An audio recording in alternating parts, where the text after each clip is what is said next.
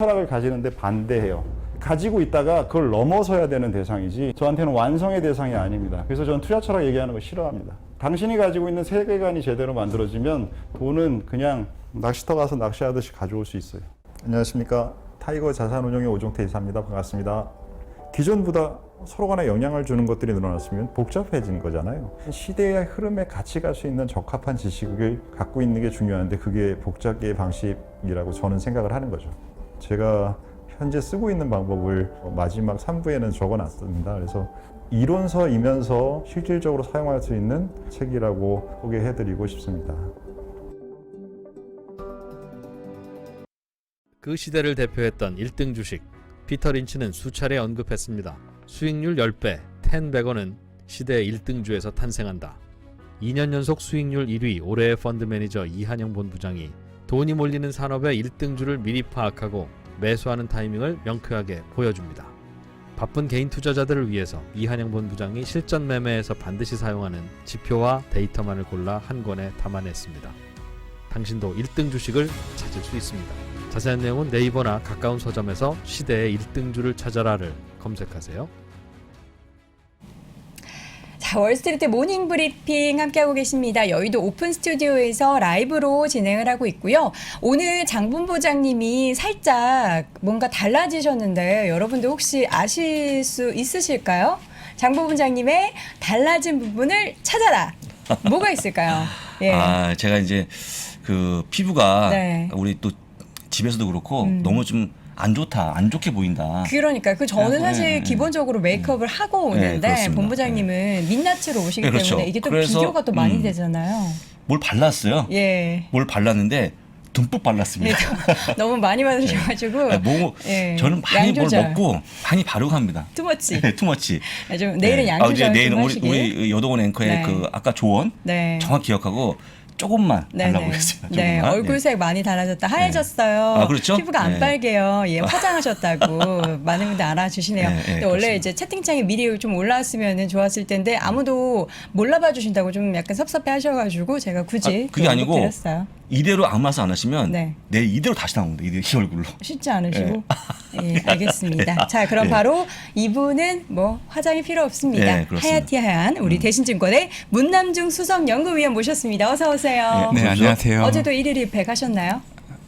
예, 좀 부끄럽습니다. 근데 얘기를 하는 게 좀 네. 댓글도 무섭고. 아니요, 관리하는 네. 남자 너무 멋있습니다. 예, 고맙습니다. 해야죠. 네. 예, 알겠습니다. 그럼 바로 시장 이야기 네. 넘어가 보도록 할게요.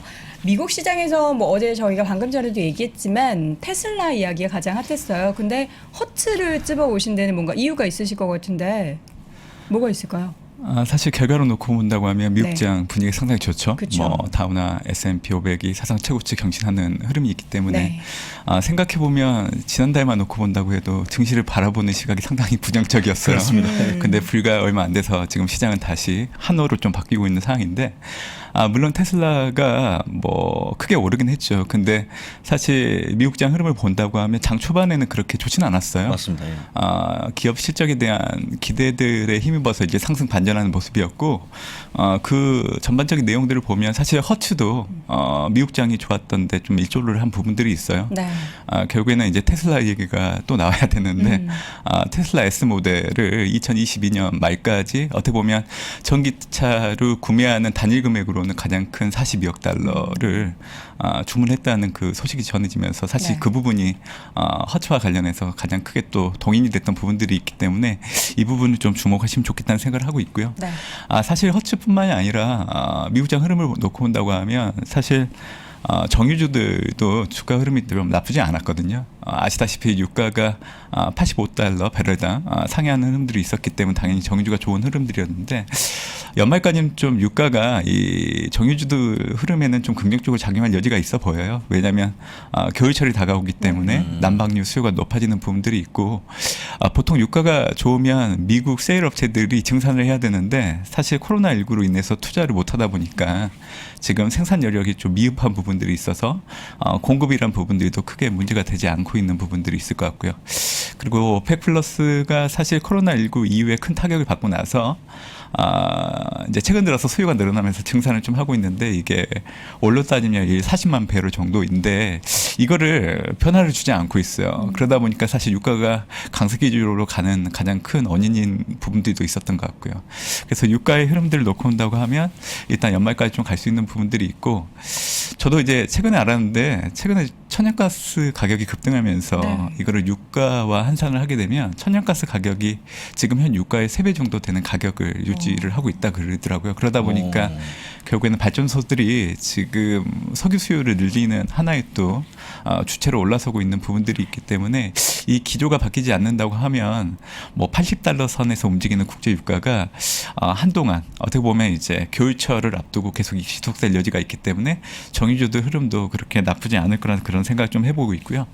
사실 뭐 이 개별 기업들의 어떤 내용들도 있었지만 사실 미국장 흐름을 놓고 온다고 하면 경제 지표도 발표가 있었거든요.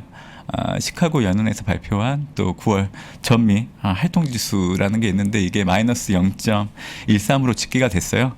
보통 플러스면 평균 성장 추세를 상회한다 그렇게 해석하시면 되고요.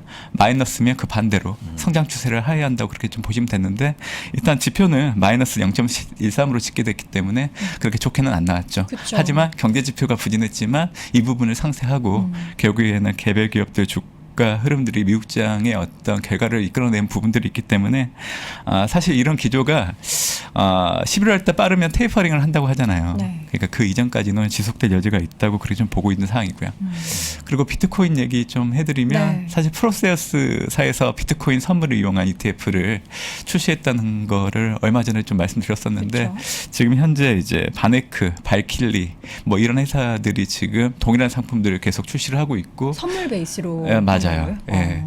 그리고 이제 이더리움 ETF도 이제 내년 정도 되면 또 출시를 앞두고 있다고 하니까 사실 요즘 미국장 흐름을 놓고 온다고 하면 지난해 3월 코로나19가 발생하고 나서 그 충격을 흡수하면서 좀 미국 증시를 견인했던 투자 대상들이 결국에는 테슬라랑 비트코인이었는데 최근 흐름을 놓고 온다고 하면 앞으로도 테슬라, 비트코인 주가가 미국장 흐름을 계속 견인할 것 같아요. 견인한다라는 거는 네. 상방으로 보고 계시는 거군요. 네네. 그런데 이제 잠깐 말씀드렸지만 일단 테이퍼링을 앞두고 그 이전까지 가능한데 사실 테이퍼링을 하게 되면 주가 충격은 좀 불가피하거든요. 그래서 투자자분들이 그거를 좀 염두에 두시면서 투자를 하시면 좋겠다는 생각을 해요. 네. 그러면 테슬라 전방 이야기로 바로 넘어갈 텐데 테이퍼링 이슈가 시장에 들어온다. 그럼 11월이잖아요. 그게 네네. 11월까지는 중순 정도로 예, 보시면 돼요. 그 중순 이후로는 주가의 조정을 좀 염두에 둬야 된다라는 그런 네. 말씀이신가요? 네. 사실 우리가 이제 그 미래의 흐름들을 과거에서 좀 찾는 방법도 상당히 중요하다 저는 생각을 해요. 그래서 결국에는 과거 금융위기 이후에 테이퍼링이 시행했던 시점이 2014년 1월이었어요. 그래서 이제 제가 한번 찾아봤죠. 그때 당시 글로벌, 선진국, 신흥국 그리고 이제 증시 흐름들을 보니까 참 재밌는 게 테이퍼링 시행이 있었던 달만 충격을 받았어요. 예를 들면 S&P 500 지수 같은 경우에는 마이너스 3.6% 하락을 했거든요. 그 정도는 버틸 수 있을 것 같다는 그렇죠. 생각이 드는데요. 최근에 네. 9월달 미국 증시 S&P 500 지수 기준으로 놓고 온다고 하면 네. 5.23% 네. 하락을 했기 때문에 그거를 감내한 투자자 입장에서는 마이너스 3.7%뭐 아닐 수도 있다 생각할 수 있어요. 네. 그러니까 테이퍼링을 시행한다고 해서 우리가 지난해 겪었던 것처럼 그런 네. 충격이 오긴 어려워요. 하지만 이제 흔들릴 수 있다는 거죠. 근데 이제 과거의 이 사례를 놓고 온다고 하면 S&P 500 지수 기준으로 마이너스 3.7% 하락을 했기 때문에 올해 빠르면 11월 중순 때도 테이퍼링이 시행하게 되면 그 정도 선에서의 어떤 주가의 흔들림은 예상을 해야 된다 그렇게 좀 보고 있고요. 중요한 거는 그 충격이 계속 지속되냐 아니면 이례적으로 끝나냐 그게 중요하잖아요. 네, 네. 근데 글로벌 선진국 뭐 신흥국 증시를 보니까 결과적으로는 그 다음 달부터 올라요. 회복한다? 떨어진 만큼. 그리고 나서 6개월 정도 플러스 수익률을 계속 보이거든요. 그러니까 이런 걸 보면 사실 주식 투자를 지금 하시는 분들도 있지만 좀 비중을 좀 늘리거나 신규로 좀 투자를 해보시고 싶으신 분들 입장에서는 좀 기다리셨다가 테이퍼링 테이퍼링이 시작되면. 시행되고 나서 좀 주가가 흔들릴 때 그때 좀 들어가시는 것도 좋은 방안이 되지 않을까 생각을 해요. 지금 채팅창에도 그때 네. 빠지면 테슬라 더 사겠다고 예, 맞아요. 하시는 분들 계시네요. 좋은 방법이에요. 테슬라도. 어쨌든 뭐 11월에 테이퍼링 이슈가 시장에 충격을 주긴 하겠지만 단기적인 조정이 있고 난 다음에는 오히려 네. 한 반년 정도에 대한 상승을 과거의 데이터로 봤을 때 네네. 전망해 볼 수 있다. 네네네. 이건 뭐 제가- 기회를 주는 거네요. 예, 그렇죠. 근데 제가 이제 테슬라를 조금 그 가을 이후에 봤는데 지금 보면 아시겠지만 지금 한 달 동안에 20%가 올라갔거든요. 그렇죠. 그러면 이제 아까 우리 연구님께서 말씀하신 것처럼 그 우리가 시장이 어려울 때부터 이미 테슬라가 견고한 상승에 앞에 초반에 있었거든요. 네네. 쭉 올라오는 그런 모습 네네. 보였는데 혹시 위원님 입장이니까 이 테슬라 인기가 뭐 어떤 거라고 생각하세요? 뭐 사실 네. 차가 그렇게 많이 만드는 것도 아니고 네. 실제 아주 뛰어난 것도 아닌데 네. 왜 이렇게 주가가 견고했을까? 네. 사실 장기적으로 보면 전기차 선도업체로서의 테슬라 주가는 저도 장밋 베이스로 좀 보고 있고요. 지금 본부장님이 얘기한 걸 들으면서 저도 이제 좀 투자자분들한테 얘기 드리고 싶은 얘기는 지금 현재는 테슬라 주가 너무 좋잖아요. 너무 네. 좋죠. 예. 인정할 건 해야 되는데 이게 주가가 좋을 때 오히려 이제 좀 바로 이렇게 추가 매수하는 것보다는 테슬라 주가가 결국엔 또 한번 흔들리거든요. 이거가 이제 코로나19 증시 충격 이후에 크게 올랐다가 사실 테슬라에 대한 어떤 장밋빛 전망 계속 나오는데 한번 주가가 크게 하락한 적이 있었잖아요. 예, 있었습니다. 예, 저는 이제 그게 또 발생할 가능성도 있다고 생각을 해요. 그래서 저는 투자자분들한테 오를 때 사지 말고 떨어졌을 때 그때를 사는 게 좋다. 이 얘기를 항상 강조를 해드리고 있는데 일단 이거는 이제 기술적인 부분이기 때문에 매매를 할 때 얘기를 드리는 거고 테슬라를 좀 좋게 보여야 되는 이유들이 분명히 있는 것 같아요. 고구마 병모 현상 때문에 최근에 반도체 수급이 가장 큰 문제가 되고 있는데 사실 테슬라는 비껴나가고 있잖아요. 결국에는 이제 테슬라는 이제 반도체를 다른 기존 내연기관에서 사용하는 반도체 사용량보다 월등히 작아요. 그러니까 원칩을 지향하기 때문에 결국 그러다 보니까 그 고구마 변명 현상에서 크게 영향을 안 받고 있는데 그러다 보니까 최근에 지금 생산하고 있는 자동차 가격들을 올리고 있잖아요. 네, 테슬라 S, X 같은 경우에는 $5,000 그리고 이제 테슬라 3나 그리고 이제 Y 이런 뭐 매스 모델 같은 경우에는 $2,000 정도. 그러니까 이제 전반적으로 좀 수익을 높일 수 있는 기회를 엿볼 수 있었던 거고 이렇게 자동차 판매 가격을 올릴 수 있었던 거는 북미랑 중국에서 너무 잘 팔리는 것 같아요. 그러니까 자신감을 갖고 가격을 올렸기 때문에 이게 결국에는 실적으로 연결될 수 있는 부분들이 매력적으로 작용할 수 있을 것 같고 지금 테슬라가 생산하고 있는 기지를 놓고 온다고 하면 캘리포니아 그리고 중국 상해에서 생산을 하고 있는데 결국에는 지금 뭐 추가적으로 독일 베를린에서 좀 생산을 더 하려고 하는 부분들이 있고 또 미국 내에서도 생산 기지를 하나 더 지금 현재 만들고 있고 생산을 하려고 하고 있는 입장이기 때문에 사실 앞으로도 생산이 늘어나게 된다고 하면 당연히 실적에 반영될 수 있는 부분들이 있기 때문에 그렇게 좀 얘기해 드리는 거고요. 또 하나는 이거는 이제 펀더멘탈하고는 상관없어요. 또 비트코인 얘기를 해야 되는데 3분기 말 기준으로 놓고 본다고 하면 16억 2천만 달러를 가지고 비트코인을 있으니까. 갖고 있잖아요. 그러면 비트코인 가격이 계속 올라간다고 하면 테슬라는 자동차를 판매를 잘 안 해도 상관없어요. 비트코인을 많이 갖고 있기 때문에. 그래서 제가 요약적으로 말씀드리면 일단은 자동차 판매 가격을 올린 부분 또 이제 생산 기지를 늘리고 있는 부분들 그리고 비트코인을 보유하고 있는 부분들이 앞으로 테슬라 주가를 놓고 봤을 때 좀 장밋빛으로 봐야 되는 이유이긴 하지만 본부장님이 얘기하신 것처럼 주가가 단기간에 많이 크게 오르면 오른 만큼 하락을 하거든요. 그래서 저는 테슬라를 혹시라도 신규로 좀 살려고 생각하고 있으신 분들한테 드리고 싶은 얘기는 인내를 갖고 좀 기다리셔도 돼요. 결국에는 주가라는 게 변동성을 갖고 있는 유기체이기 때문에 그래서 주가가 한번 크게 흔들릴 때가 분명 옵니다. 그때를 좀 공략하시면 좋겠다는 생각을 해요.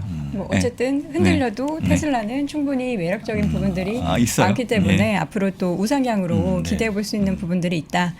다행입니다. 뭐 테슬라 주주분들이 굉장히 좋아하실 그렇죠. 그런 분석인 것 같고요. 결론은 좋은 네. 거죠. 결론은 좋은 거죠. 어쨌든 결론은 좋은 거예요. 뭐 이렇게 네. 있을 수도 있으나, 있겠지만 어쨌든 올라간다. 올라간다. 네. 알겠습니다. 기대해 보도록 하겠습니다. 자, 이번 주 시장에 대해서 좀 관전 포인트 세 가지를 정리해 주신다고 했는데 어떤 게 있을까요? 사실 지금 미국 증시가 사상 최고치를 경신하고 그 바탕에 이제 테슬라나 비트코인 가격을 얘기를 많이 하지만 사실 10월달 미국 증시의 어떤 진정 체제로 들어갔던 가장 큰 이유들이 있어요. 네. 결국에는 미국의 정치적인 불확실성이 완화됐기 때문에 사실 지금 현재 모습이 그려졌다고 저는 판단하거든요.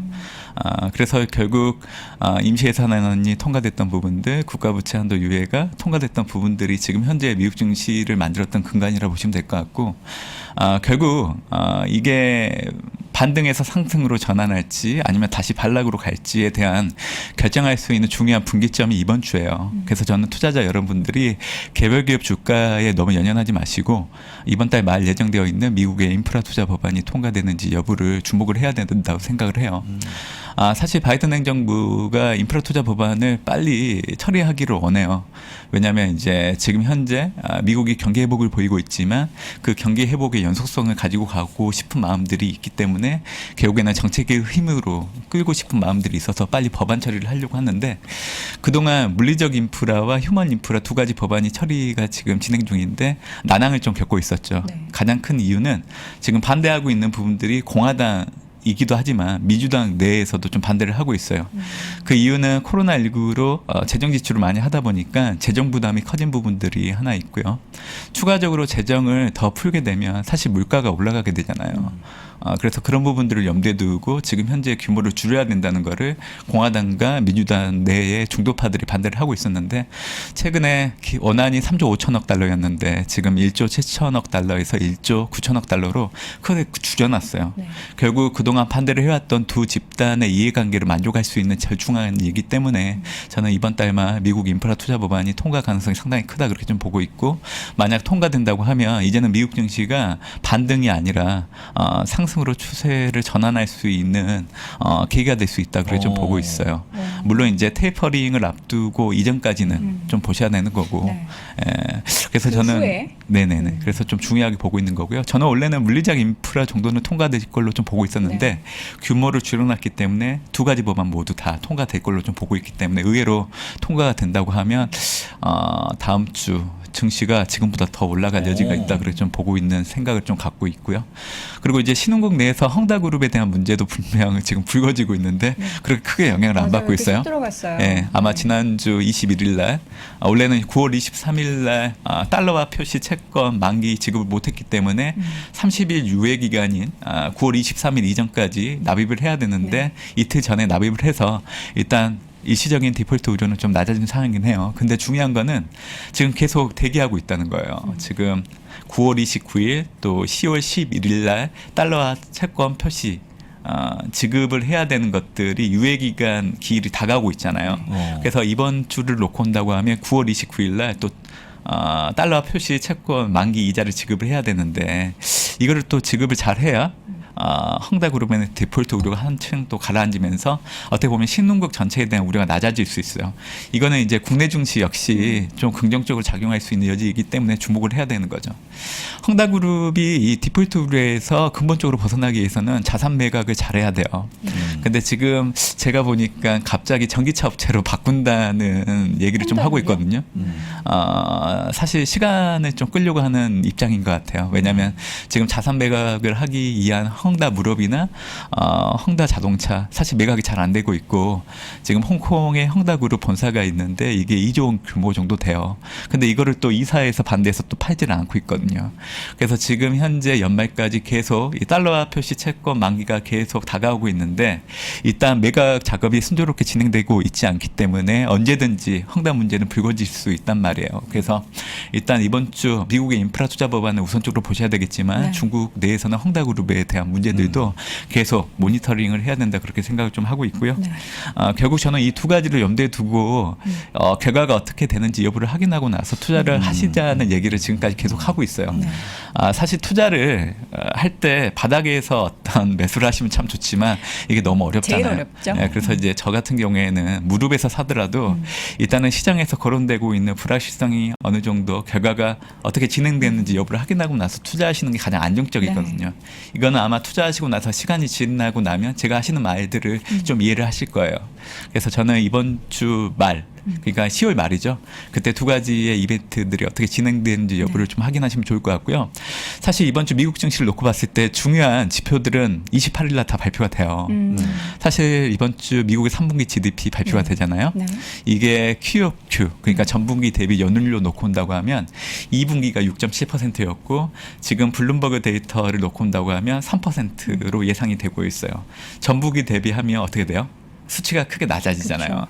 그러니까 이 경제 성장률이 전분기 대비 좀 부진하게 나타난다고 하면 또 미국 경기에 대한 우려가 높아질 수 있어요. 결국 이건 증시에 좀 최근에 주가가 너무 좋았기 때문에 차익 시장의 빌미로 작용할 수 있는 부분들이 있기 때문에 좀 눈여겨보셔야 되는 부분들이 있고 사실 통화정책 회의도 이번 주 뭐 ECB, BOJ 다 예정되어 있거든요. 네. 사실 ECB 통화정책 회의를 통해서는 기준금리를 동결될 것 같고 결국에는 시장에서 좀 주목하고 있는 거는 연준처럼 긴축 기조로 좀 전환하는지 여부를 좀 관심 있게 볼 거예요. 근데 아마 올해까지는 크게 기조는 변하지 않을 걸로 좀 보고 있는데 일단 ECB가 올해 4분기 때 자산 매입을 하는 규모 자체를 좀 줄여요. 그래서 시장에서는 앞으로 이제 긴축으로 전환할 수 있는 어떤 시그널을 주지 않는가 이렇게 좀 보고 있기 때문에 그 부분을 좀 눈여겨보시면 좋을 것 같고요. BOJ 역시 뭐 현 통화정책 기조에서 크게 변하진 않을 건데 지금 일본 경제에는 불확실성이 상존되어 있어서 유럽이나 미국하고는 좀 달라요. 근데도 불구하고 일본 정부는 추세는 여전히 괜찮다는 얘기는 좀 하고 있거든요.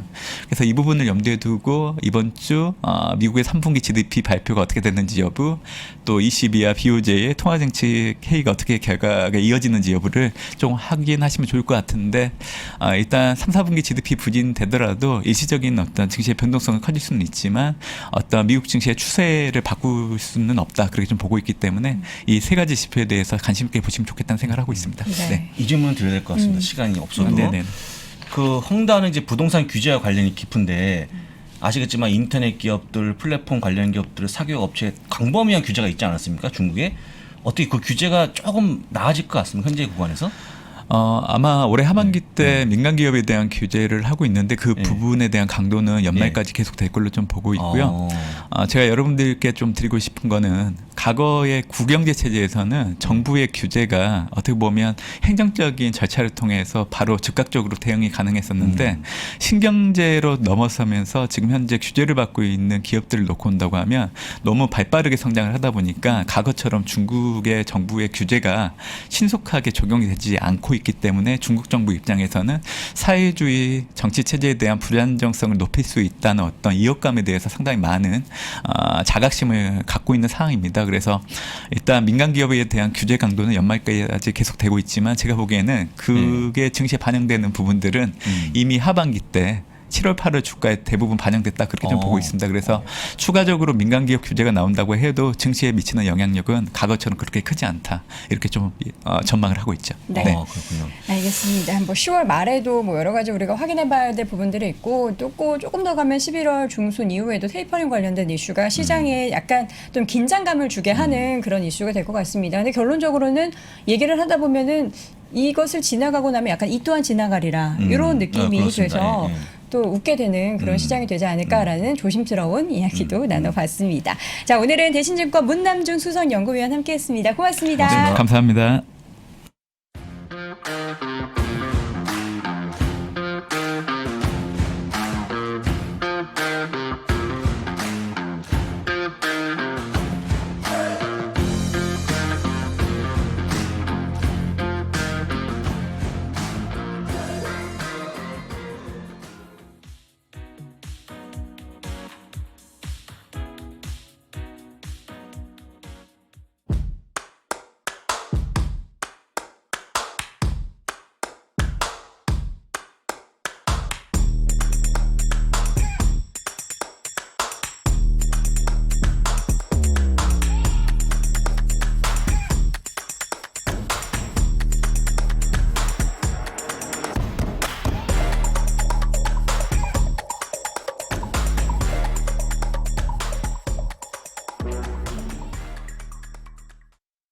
국내 최고의 기업 임원, CEO, 행정가, 석학들에게만 오프라인으로 제공이 되었었던 그 강의를 3프로TV와 송기령이 만나서 여러분께 최초로 공개합니다. 3프로TV 미래대학 데이터로 세상을 읽다. 데이터로 사람의 마음을 읽는 마인드 마이너 송기령 부사장이 알려주는 우리의 현재 그리고 미래. 어떠한 강의에서도 느낄 수 없었던 투자의 인사이트를 발굴해보는 소중한 시간이 되리라 확신합니다. 데이터로 세상을 읽다. 지금 바로 3프로TV 앱에서 신청하십시오.